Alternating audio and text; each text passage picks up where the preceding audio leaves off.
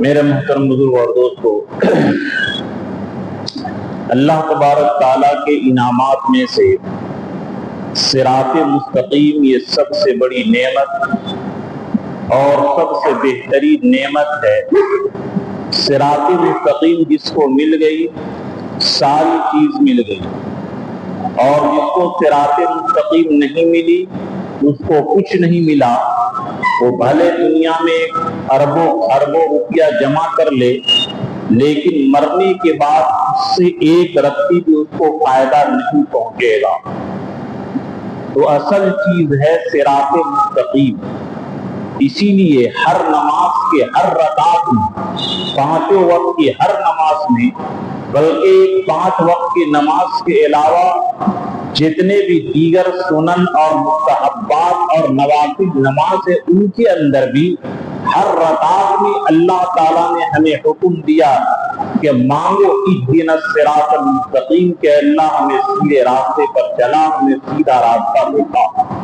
صراط کے معنی آتے ہیں راستہ، اور مستقیم کے معنی آتے ہیں سیدھا۔ صراط مستقیم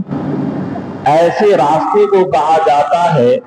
جو آسان بھی ہو اور مختصر ہو۔ چنانچہ شریعت کا جتنا بھی راستہ ہے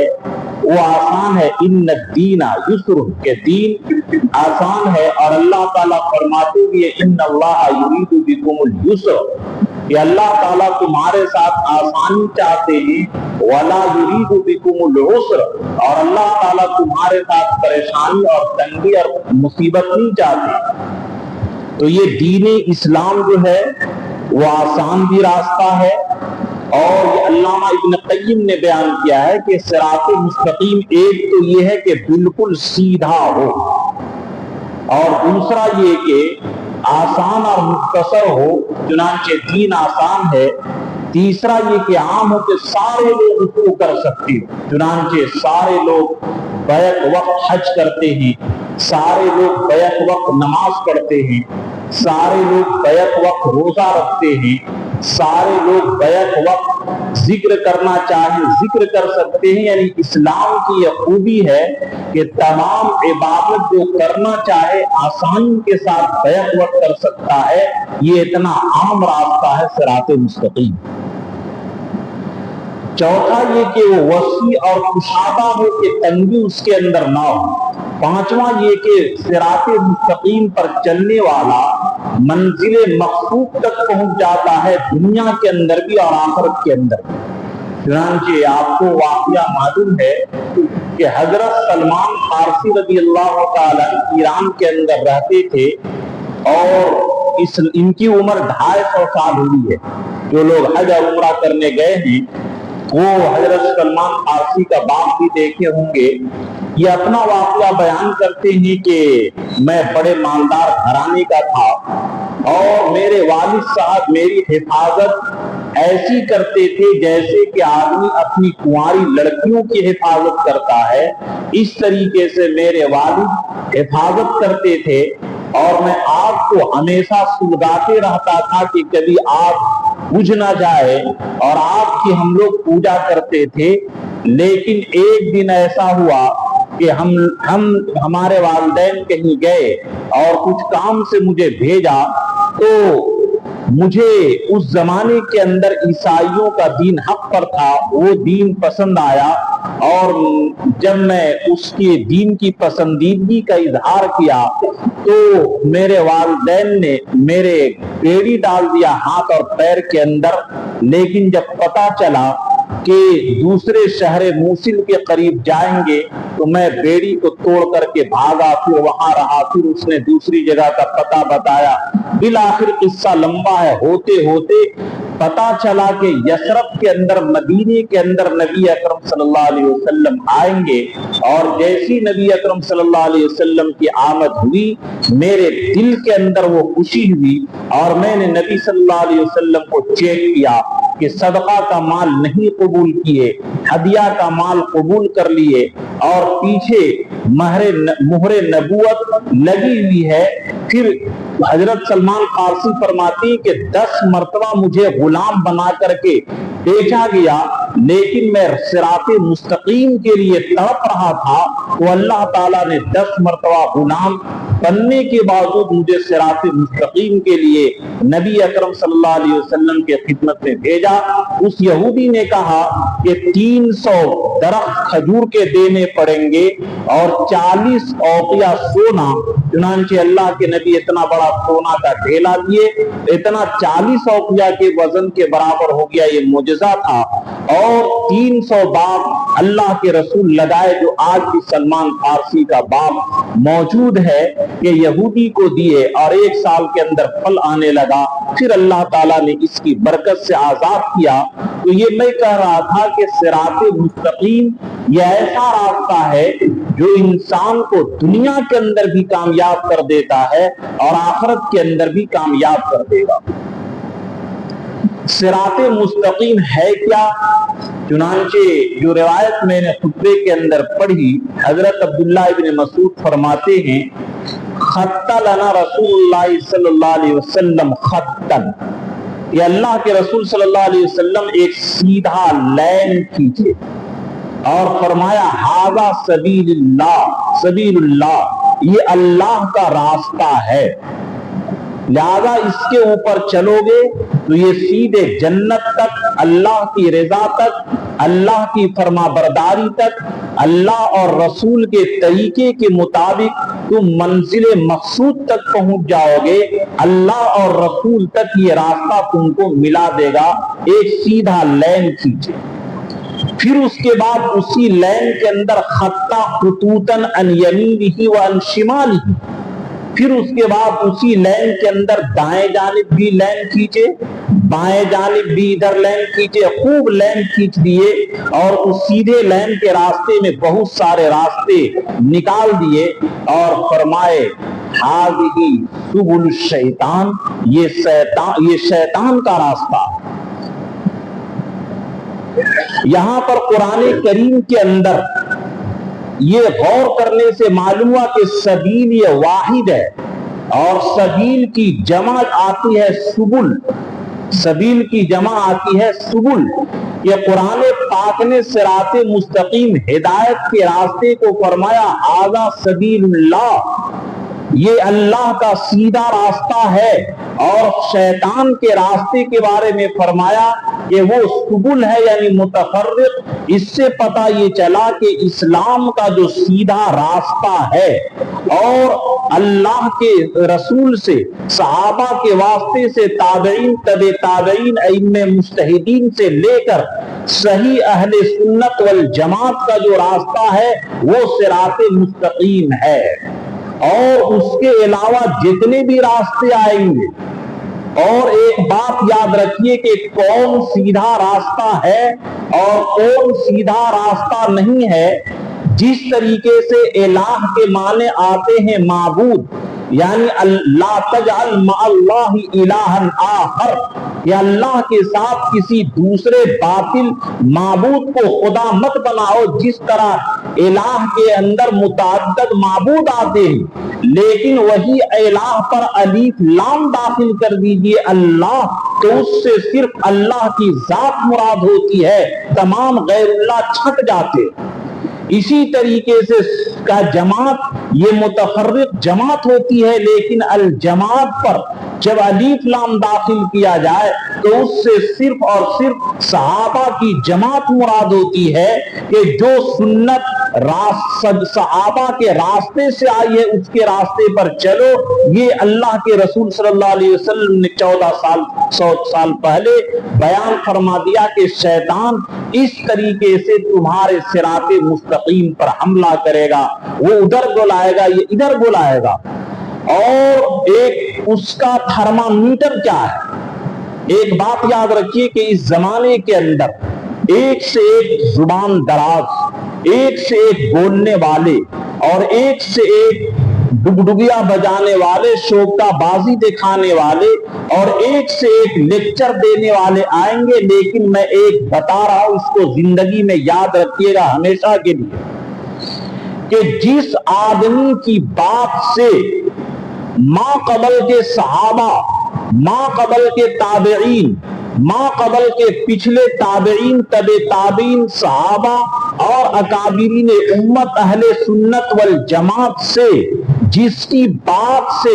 اگر ان سے رشتہ ٹوٹتا ہو اور ان کے لین سے کاٹتا ہو، اگرچہ وہ کتنا ہی اچھا بولنے والا، کتنا ہی اچھا لیکچر دینے والا ہو، اگر وہ پچھلے صحابہ سے اور تابعین، تبع تابعین، ائمہ مجتہدین جن کے واسطے سے صراط مستقیم ہم تک پہنچی ہے، اگر ان کے بارے میں بدزبانی کرتا ہو اور ان سے رشتہ کاٹتا ہو تو یہ کتنا ہی اچھا بولنے والا ہے، یہ صراط مستقیم کا داعی نہیں ہے بلکہ شیطان کے راستے کا داعی ہے۔ یہ دھوکہ میں مت پڑیے گا۔ اب لوگوں کا پتہ نیا مزاج ہو گیا، جبکہ اللہ کے رسول نے اور قرآن نے طے کر دیا کہ ھذا سبیل اللہ، اللہ کا راستہ، دین کا راستہ، نبی کا راستہ صرف اور صرف ایک ہے جس پر چلنے سے اللہ اور رسول اور اللہ اور رسول کی رضا اور جنت اور کامیابی ملے گی، صرف یہ ایک راستہ ہے۔ صراط مستقیم کی طرف بلانا یہ نبیوں کا میشن ہے،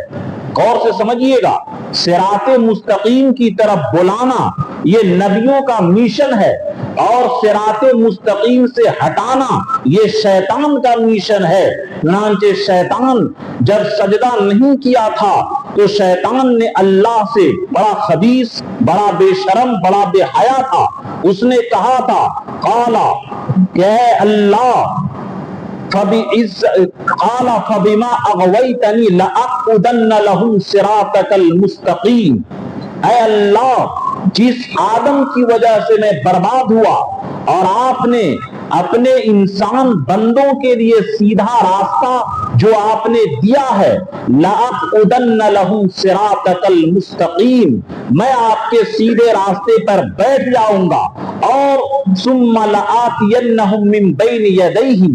وَعَنْ أَيْمَانِهِمْ وَعَنْ شَمَائِلِهِمْ، میں ان کے دائیں سے، بائیں سے، آگے سے، پیچھے سے، ہر طریقے سے حملہ کروں گا، اور حملہ کر کے جو آپ صراط مستقیم نبی کے واسطے سے اور صراط مستقیم جو آپ نے دیا ہے، میں اس راستے پر بیٹھ کر کے آپ کے انسان کے صراط مستقیم پر ٹاکا زنی کروں گا، وہاں پر بیٹھ کر کے لوگوں کو گمراہ کروں گا، یہاں تک کہ آپ دیکھ لیجئے کہ لوگ نعوذ باللہ عبادت سمجھ کر کے شرک کے کام کے اندر مبتلا ہیں۔ یہ اللہ کے رسول نے 1400 سال پہلے پیشن گوئی دے دی تھی۔ خط لنا خطوطا عن یمینہ وعن شمالہ وقال ھذا سبل الشیطان، اور فرقے سیدھے راستے پر بیٹھ کر کے شیطان آگے پیچھے دائیں بائیں ہر طرف سے راستہ نکال کر کے لوگوں کو اس راستے پر چلائے گا، تو یہ شیطانی راستہ ہے، اور جس طرح شیطان یہ جہنمی ہے، اسی طریقے سے جتنے بھی شیطان کے پیروکار ہیں، اسی طرح جتنے بھی شیطان کے پیروی کرنے والے ہیں، وہ سارے کے سارے جہنمی ہیں۔ یہ الگ بات ہے کہ اگر ایمان ایک رتی کے برابر ہوگا، اس ایمان کی برکت سے ایک نہ ایک دن جنت میں جائے گا، اور اللہ کے رسول نے اس کو طے بھی کر دیا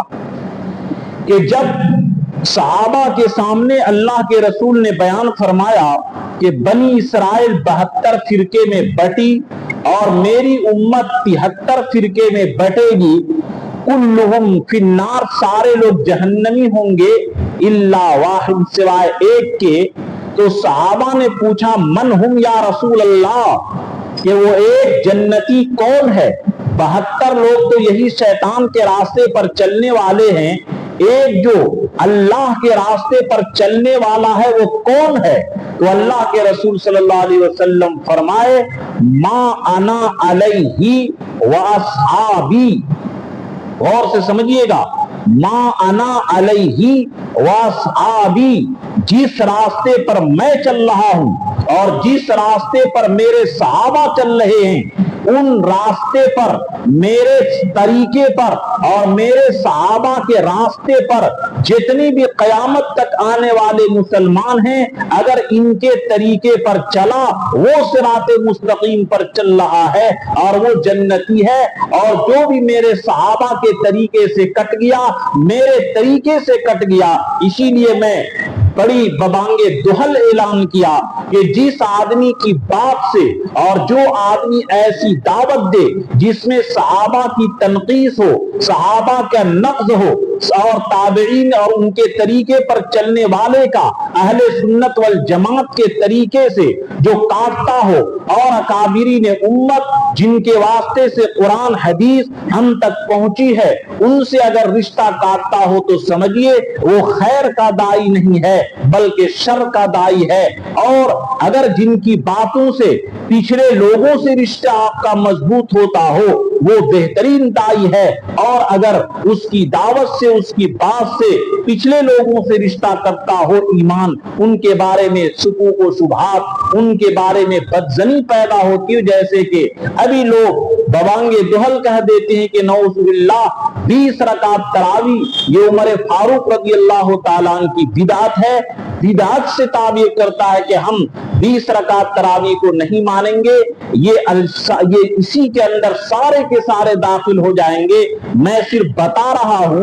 और अल्लाह के रसूल ने 1400 साल पहले बयान कर दिया कि जो मेरा रास्ता और मेरे सहाबा का तरीका होगा उनके ऊपर चलने वाला ये तो सिराते मुस्तकीम पर चलेगा, और जो इनके तरीके से हट जाएगा वो सिराते मुस्तकीम से हट जाएगा।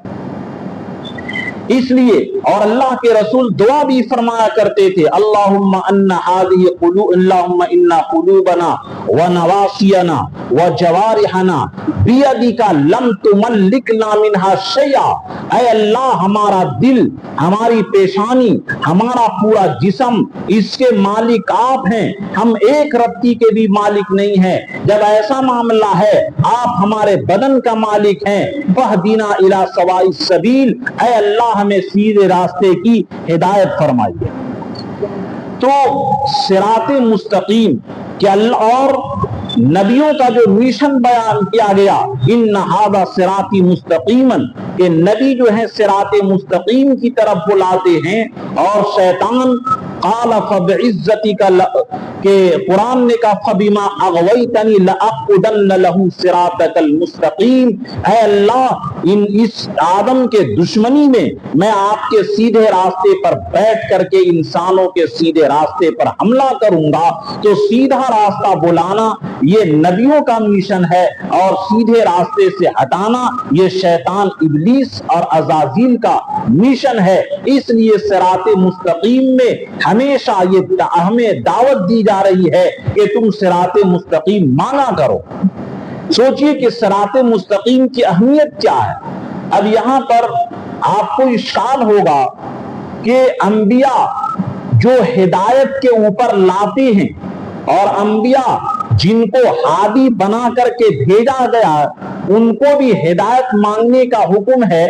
तो मैं मुख्तसर में अर्ज करता हूं कि हिदायत का तो एक आम माना होता है कि जैसा कि कुरान का पाक के अंदर भी है, सब्बि इस्म रब्बिकल आला अल्लज़ी खलक़ फसव्वा वल्लज़ी क़द्दर फहदा वल्लज़ी अख़रजल मरआ, कि इसके अंदर फहदा का लफ्ज़ है कि हर जानदार और हर मखलूक को रोजी हासिल करने का इल्म, पानी का पीने का, खाने का, अपनी सूझबूझ, नफा नुकसान, ये हिदायत आम है। इस एतबार से पूरी कायनात के हत्ता के जो बेजान है दरख्त और पत्थर वगैरह उनको भी अल्लाह ताला ने हिदायत दी है, लेकिन इस पर ईमान और कुफ्र का मदार नहीं है। दूसरी चीज, जिस हिदायत की तरफ अंबिया अलैहिमुस्सलातु वस्सलाम बुलाते हैं वो कुफ्र से निकाल करके ईमान की हिदायत की तरफ, इस सिराते मुस्तकीम अल्लाह और रसूल के तरीके पर चलने वाला हो जाए, ये तो हम उस हिदायत की तरफ अंबिया किराम बुलाते हैं। और यही मतलब होता है कि आप हिदायत नहीं, और एक हिदायत ये होता है कि ये तो आम लोगों की, हम लोगों की हिदायत हो गई, और एक हिदायत होती है कि اللہ تبارک تعالیٰ اتنی نیکی کی توفیق دے کہ اللہ کے قرب حاصل ہو اور اس کا کوئی انتہا نہیں ہوتا. جیسے میں مثال کے طور پر سمجھاتا ہوں کہ اللہ کے رسول صلی اللہ علیہ وسلم کا علم ایک طرف اور پوری کائنات کا علم ایک طرف، تو اللہ کے رسول کے علم کے مقابلے میں پوری کائنات کا علم ایسے ہے جیسے کہ سمندر کے سامنے ایک قطرہ. لیکن اس کے باوجود اللہ تعالیٰ نبی کو حکم دیتے ہیں وَقُلْ رَبِّ زِدْنِ عِلْمًا، اے نبی آپ اپنے لیے دعا کیجئے کہ اے اللہ میرے علم میں زیادتی کیجئے. اور اللہ تعالیٰ فرماتے ہیں وَمَا أُوتِيتُم مِّنَ الْعِلْمِ إِلَّا قَلِيلًا، اے نبی جو آپ کو علم دیا گیا وہ تھوڑا ہے، یعنی اللہ کے مقابلے میں.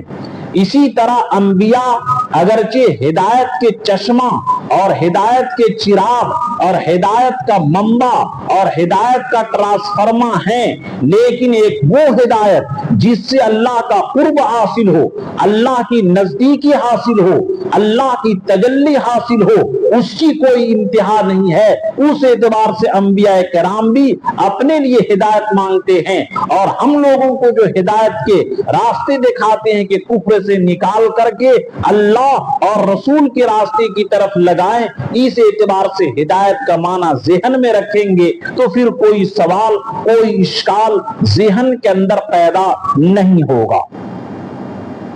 اسی لیے صراط مستقیم کا تذکرہ صراحتاً قرآن پاک کے اندر 30 مقام پر کیا کہ ان ربی علی صراط مستقیم وعلی اللہ قصد السبیل ومنہا جائر، کہ اللہ تک سیدھے راستے پہنچاتے ہیں اور ان میں سے کچھ ٹیڑھے بھی راستے ہیں جو اللہ سے دور کر دیتا ہے. تو صراط مستقیم جو ہے وہ انسان کو دنیا کے اندر بھی کامیاب کر دیتا ہے اور آخرت کے اندر بھی کامیاب کر دیتا ہے. اللہ تک کوئی بھی آدمی بغیر صراط مستقیم کے پہنچ نہیں سکتا. اب وہ صراط مستقیم ملے گا کیسے جو ہم لوگوں نے دعا کی اہدنا الصراط المستقیم. یہ معلوم ہوگا حدیث آپ کو مسلم شریف کے اندر یہ حدیث ہے قسمت الصلاۃ بینی و بین عبدی نصفین، کہ میں نے سورہ فاتحہ کو اپنے درمیان اور بندوں کے درمیان آدھا آدھا تقسیم کر دیا. چنانچہ مسلم شریف کے اندر حدیث ہے کہ جب بندہ کہتا ہے الحمدللہ رب العالمین تو اللہ تعالیٰ کہتے ہیں حمدنی عبدی، کہ میرے بندہ نے میری تعریف کی. اور جب کہتا ہے الرحمن الرحیم تو اللہ تعالیٰ کہتے ہیں اسنا علیہ عبدی، میرے بندہ نے میری ثنا بیان کی. اور جب کہتا ہے مالک یوم الدین تو اللہ تعالیٰ جواب دے. ہم لوگ جیسے نماز میں مالک یوم الدین پڑھتے ہیں تو اللہ کہتے ہیں مجدنی عبدی، اے میرے بندے تو نے میری بڑائی اور بزرگی بیان کی. اور جب کہتا ہے ایاک نعبد و ایاک نستعین، کہ اللہ ہم صرف آپ ہی کی عبادت کرتے ہیں اور صرف آپ ہی سے مدد مانگتے ہیں، تو اللہ تعالیٰ کہتے ہیں ھذا بینی و بین عبدی، کہ یہ آدھا میرے لیے ہے اور آدھا میرے بندے کے لیے ہے. عبادت تو میرے لیے ہے اور مدد جو بندہ مانگتا ہے میں اس کو دوں گا. اب آگے مدد کیا ہے؟ اہدنا الصراط المستقیم، اے اللہ مجھے سیدھے راستے پر چلا. چنانچہ مفسرین نے لکھا ہے کہ پورا قرآن جو الف لام میم سے شروع ہوتا ہے یہ پورا قرآن صراط مستقیم کی تفسیر ہے کہ صراط مستقیم ہے کیا چیز.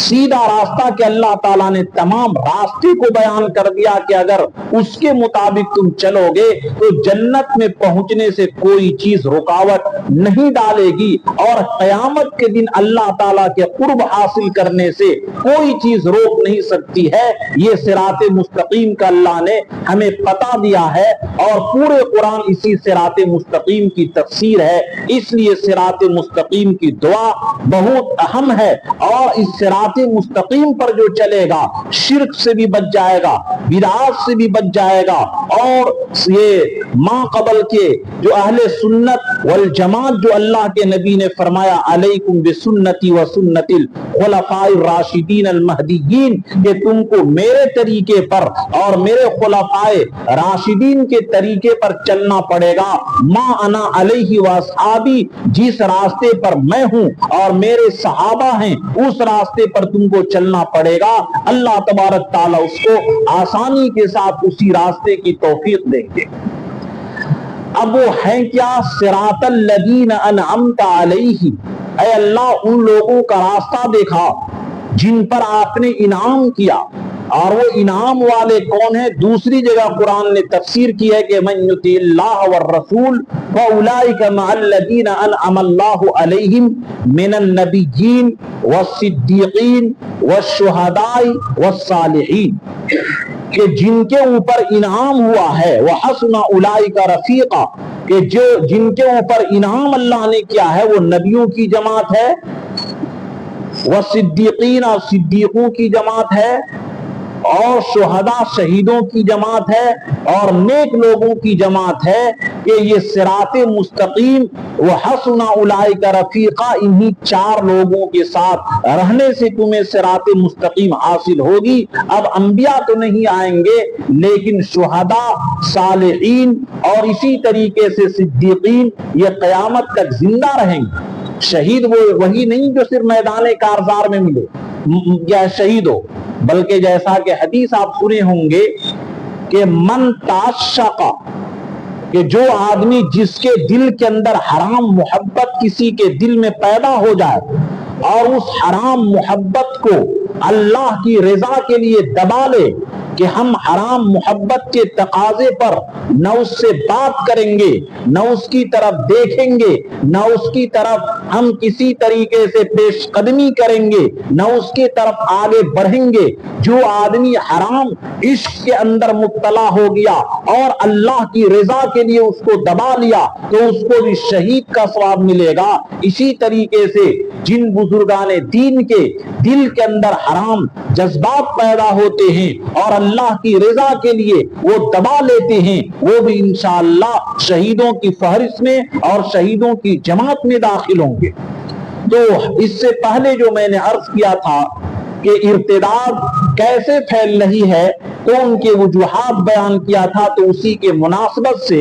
میرے ذہن میں یہ بات آئی کہ اگر ہم صراط مستقیم کے موضوع پر بھی آپ لوگوں کے سامنے اس کو کھول کر کے بیان کر دیں اور صراط مستقیم کے آدمی کوشش کرے اور صراط مستقیم کی پابندی کرے تو اس کی برکت سے اللہ تبارک تعالیٰ اس کو مرتد ہونے سے اور شرک سے، کفر سے اور تمام طریقے سے باطل راستوں سے اللہ تعالیٰ اس کو بچائیں گے۔ اسی لیے میں نے سوچا کہ اس ہفتے آپ کے سامنے صراط مستقیم کے اوپر بھی بات آ جائے۔ اب قرآن کریم نے جو کہا ہے فَمَن يُرِدِ اللَّهُ أَن يَهْدِيَهُ يَشْرَحْ صَدْرَهُ لِلْإِسْلَامِ، کہ اللہ تبارک تعالیٰ جس کو ہدایت دینا چاہتے ہیں، یعنی صراط مستقیم پر ہم لوگ ہیں یا نہیں ہیں، اس کا کسوٹی کیا ہے، اس کا تھرمامیٹر کیا ہے۔ اب میں تھرمامیٹر آپ کے سامنے بیان کر رہا ہوں، ہر آدمی اپنے دل کے اندر یہ تھرمامیٹر لگا کر کے چیک کرے کہ ہم صراط مستقیم پر چل رہے ہیں یا نہیں چل رہے ہیں۔ یہ میں تھرمامیٹر ابھی آپ کے سامنے بیان کر رہا ہوں۔ قرآن کریم نے فرمایا فَمَن يُرِدِ اللَّهُ أَن يَهْدِيَهُ يَشْرَحْ صَدْرَهُ لِلْإِسْلَامِ، کہ جس آدمی کو اللہ تعالیٰ ہدایت دینا چاہتے ہیں، جس آدمی کو اللہ تعالیٰ صراط مستقیم پر چلانا چاہتے ہیں، اللہ تعالیٰ اس کے دل کو اسلام کے لیے کھول دیتے۔ چنانچہ مشکات کے اندر حدیث ہے کہ اذا دخل النور انفسح قلبه، کہ جب نور ہدایت انسان کے دل کے اندر داخل ہوتا ہے اس کا سینہ کشادہ ہو جاتا ہے، اس کا دل پھیل جاتا ہے۔ اور جیسا کہ میں کئی جمعہ پہلے ایک حدیث بھی بیان کیا تھا، حدیث قدسی، اللہ تعالیٰ فرماتے ہیں لا یسعنی ارضی ولا سمائی، کہ مجھے آسمان اور زمین نہیں سما سکتا ہے، ولا یسعنی قلب عبد مؤمن قلب عبد مسلم، لیکن مسلمان کا دل کے اندر میں سما سکتا ہوں۔ تو جب نور ہدایت اللہ تبارک تعالیٰ اس کے دل کے اندر داخل کرتے ہیں، اس کا دل وسیع ہو جاتا ہے، وہ اللہ کا عرش بن جاتا ہے۔ صحابہ کو چونکہ جس طریقے سے ابھی ہم لوگ دنیا کے لالچی ہیں اور دنیا کی فکر مند ہیں اور دنیا ملنے سے ہم لوگوں کو مزہ آتا ہے، اس سے کئی کروڑ گنا زیادہ صحابہ آخرت کے حریص تھے، لالچی تھے۔ انہوں نے لگے ہاتھ پوچھ لیا کہ اے اللہ کے نبی، شرح صدر، دل کے کھلنے کا اور دل میں نور داخل ہونے کی پہچان اور علامت کیا ہے؟ تو اللہ کے رسول صلی اللہ علیہ وسلم 3 پہچان اور 3 علامت بتائے، ان کو ہم لوگ ٹٹولے کہ وہ ہمارے دل کے اندر ہے یا نہیں۔ پہلی بات اللہ کے نبی فرمائے الانابت الی دار الخلود،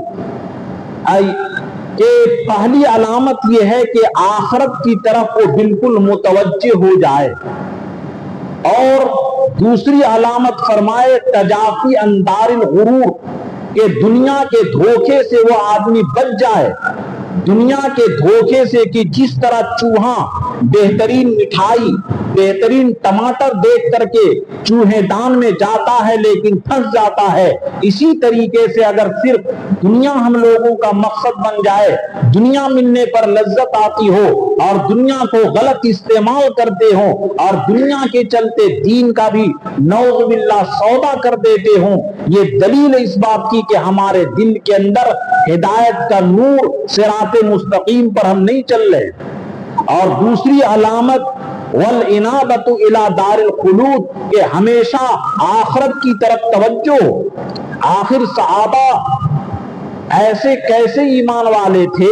کہ ان کی ٹانگ، ان کا پیر بغیر سن کیے ہوئے کہ نماز شروع کیے، گھر والوں نے کہا کہ نماز شروع کرنے دو، پھر پیر ان کا کاٹنا، چنانچہ ان کا پیر کاٹ لیا گیا اور نماز پڑھتے ان کو پتہ بھی نہیں چلا،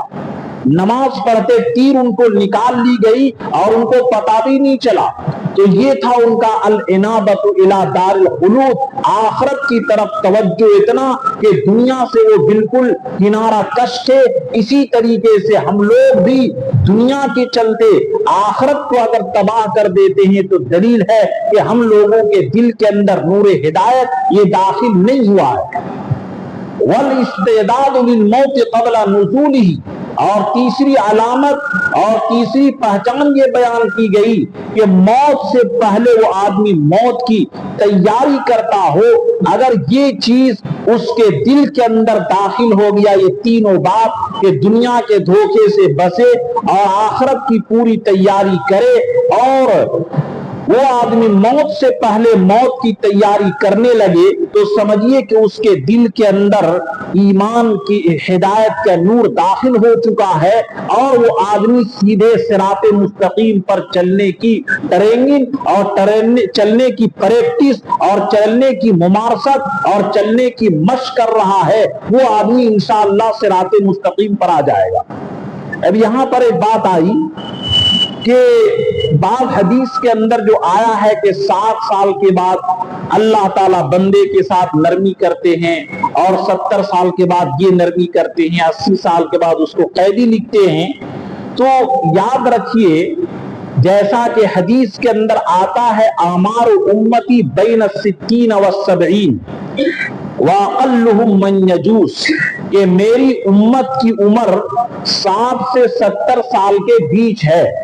اور بہت کم لوگ 70 سے پار کر پائیں گے۔ اگر 70 سے پار کر گئے تو سمجھیے کہ ان کو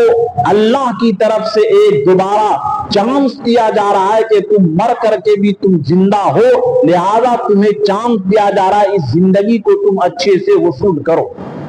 تو اسی حدیث کے اندر آیا ہے کہ وہ بوڑھا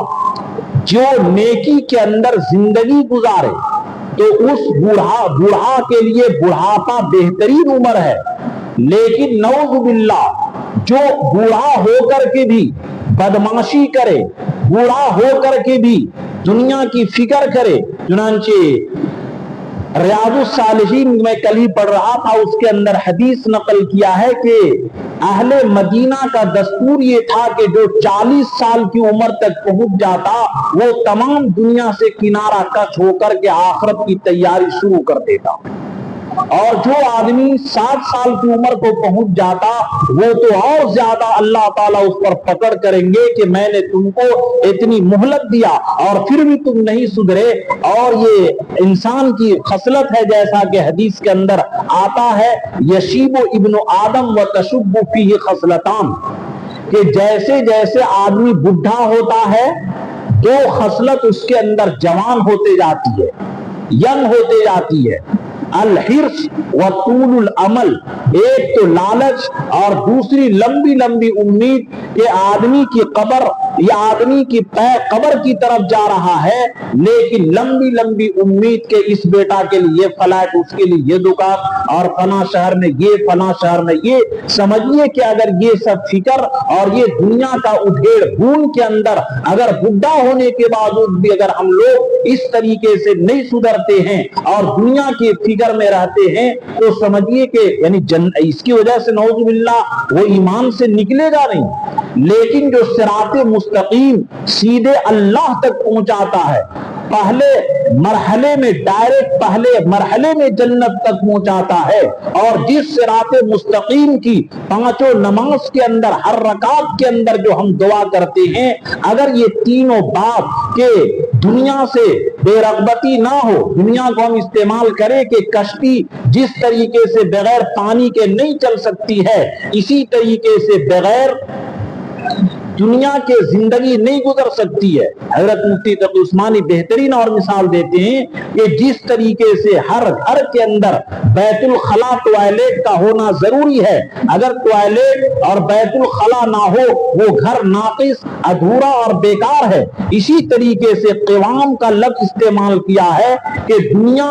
انسان کے زندگی گزارنے کے لیے ضروری ہے، اس کے بغیر زندگی نہیں گزر سکتی ہے. لیکن جس طریقے سے ٹوائلٹ صرف ضرورت میں گئے اور نکل گئے اور بقیہ کھانا کھائیں سوئیں، ٹوائلٹ کا دھن اور ٹوائلٹ کی فکر دماغ میں سوار نہیں رہتا ہے، اسی طریقے سے ہم لوگ دنیا میں چلیں، کھائیں پیئے، بکری کریں، نوکری کریں، کاروبار کریں، فلیٹ بنائیں، ساری چیز کریں، لیکن ایسا نہ ہو کہ نماز پڑھے تو بھی فلیٹی کے بارے میں سوچے، اور ہر دین کے کام جب کرے تو اسی کے اندر غرق رہیں. تو جس طریقے سے کشتی کے لیے پانی ضروری ہے، لیکن وہ کشتی پانی میں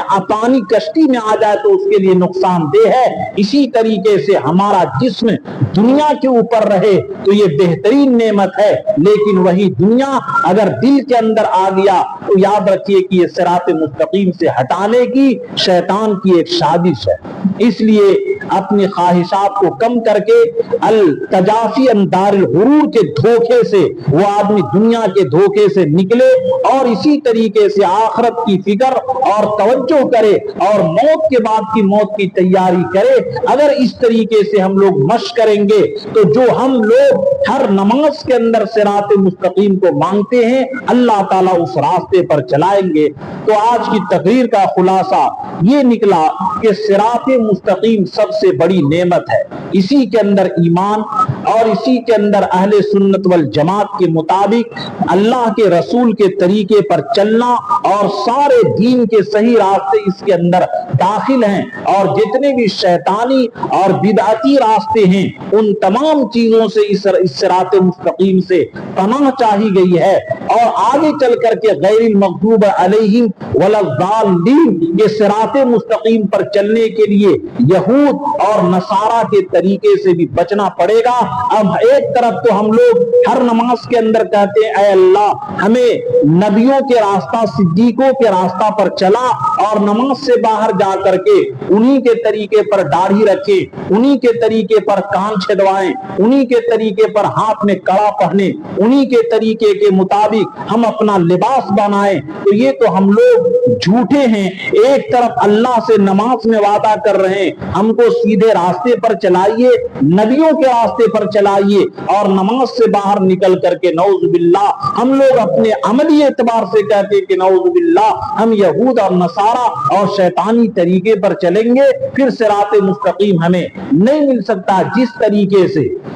درخت کو اگانے کے لیے ضروری ہے کہ جو اس کا کھاد اور جو اس کا بیج ہے وہ پانی بھی ملتا رہے, اور درخت کو نشو نما کرنے کے لیے جو کیڑے ہیں جو زہر ہیں ان سے بھی بچایا جائے, اس لیے کیڑا مارنے کی دوا بھی اس پر ڈالتے ہیں. اسی لیے قرآن کریم نے کہا کہ صراط مستقیم ایک سیدھا راستہ, ایک متبرک راستہ ہے, اس کے اوپر